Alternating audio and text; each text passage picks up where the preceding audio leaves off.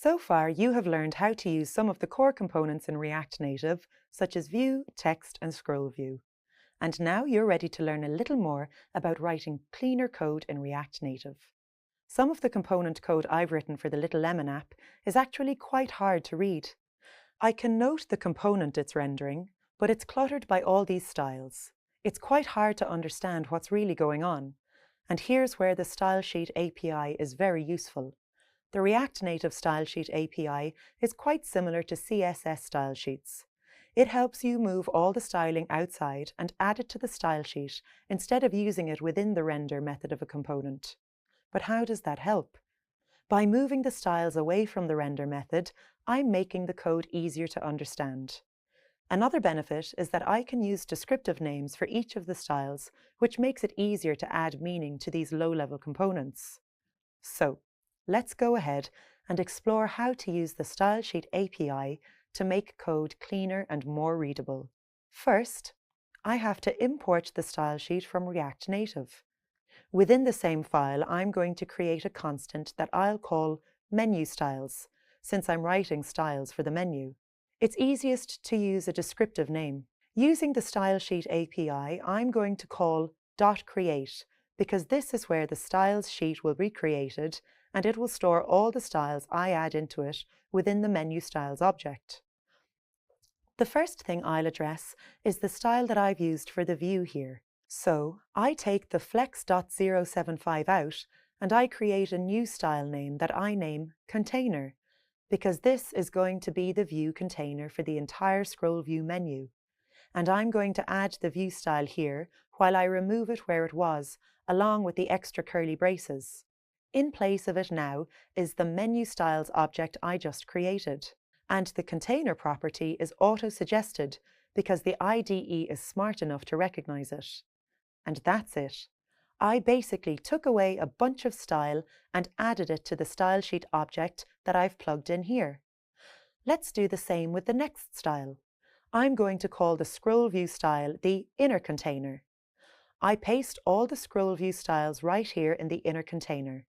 And I'm going to do the same again. I get rid of all the styles from here where the component is rendered. I use the menu styles object again, and this time I look for the inner container property. Can you see how this code is cleaner already? Let's go ahead and do the same with some of the other styles for the text component. I take all this styling out, the color, font size, and flex wrap. I paste it into a property I name header text, because that's what's going to display the view menu. And now I repeat the same steps. I look for the menu styles object and for the header text property. And there you go. Just one last item to extract the style from, and the component will be complete. I'm going to name this one item text, because it's going to display the text for each item. I get rid of the extra curly braces and all the styles. And then I use menu styles.item text, and that's it. Now the component is all cleaned up. It's now much shorter and easier to read because it doesn't have any styles in it. And I've used descriptive and easy to understand names for each of the styles. Now, I know there's a view, and within the view there is a scroll view with some properties. And I have two text components. One which displays the header text called view menu, and another that will display the item text for each menu item. Just by reading this code, I understand what the component is really doing, and I can always scroll down to look at the styles, and they're all together. If I have to make changes to the styles, I'll come here to make the changes which will reflect within the component. Using the Style Sheet API just makes the code easier to read, doesn't it? Now, let's go ahead and clean up all the other components like the Little Lemon header and the app. It's much cleaner when you put all of your styles together in a style sheet.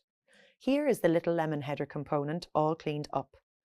I have a container style, a header text style, and an inner text style. The component looks much cleaner. And here you can see all of the styles collected in the Style Sheet API. I used the same approach with the app component, which looks a lot shorter and cleaner now. It just has a view, and it calls the Little Lemon header and the menu items component, while the style is right here. Make sure to use the same approach with Stylesheet API anytime you write React Native components. Not only does it keep your code cleaner, it also keeps the styles closer to the component. In this video, you learned how to use the Stylesheet API to store styles so that your code is cleaner and more readable.